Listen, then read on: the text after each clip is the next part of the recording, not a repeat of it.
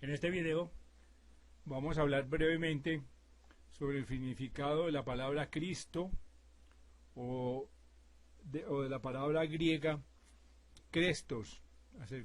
Vamos a hablar un poco sobre su historia y sobre su origen. Para el efecto nos vamos a guiar por los parámetros dados en un libro llamado Glosario Teosófico, escrito por la filósofa rusa Elena Blavatsky.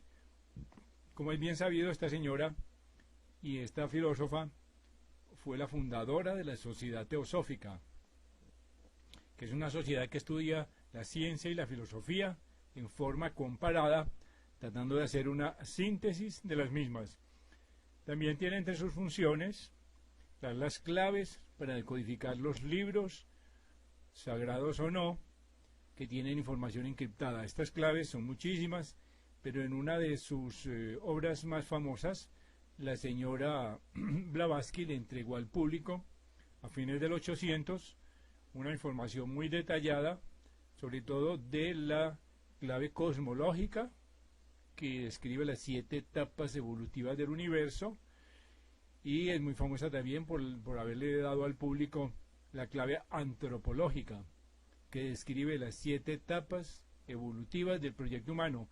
Las etapas son muchísimas, existe la clave astrológica, la matemática, la geométrica, la iniciática, etcétera, etcétera. Pero las principales son las que presenta Elena Blavatsky en su ya famoso libro La Doctrina Secreta.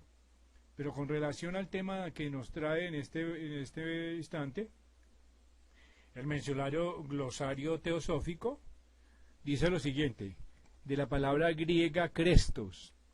Dice, es la primitiva forma gnóstica de Cristo.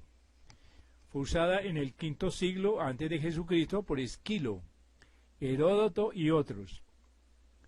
En algunos libros, o sea, en los oráculos preferidos por los dioses pitios, por medio de una pitorisa, son mencionados por el primero de los autores citados.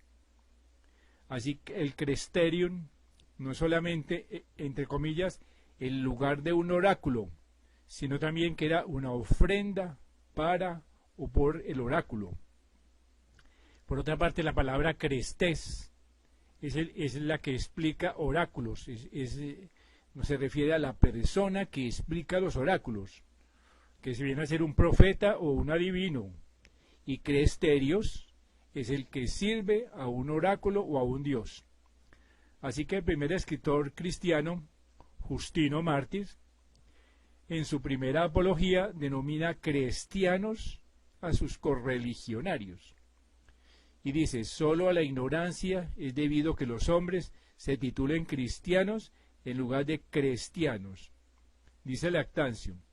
Por otra parte, los términos Cristo y cristianos, que originalmente se escribían crest y cristianos, fueron copiados del vocabulario de algunos templos paganos.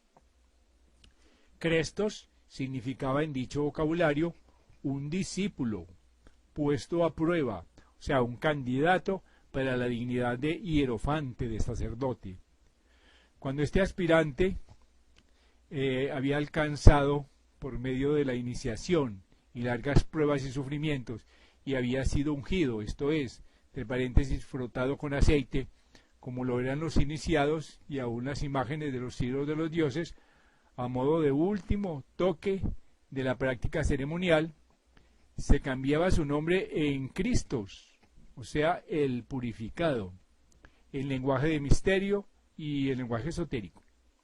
Así que en simbología mística, realmente, Crestés o Cristos significaba que se había recorrido ya el camino, el sendero, y alcanzado la meta, cuando los frutos de un arduo trabajo para unir la efímera personalidad de barro con la individualidad indestructible, la transformaban de este modo en un ego inmortal.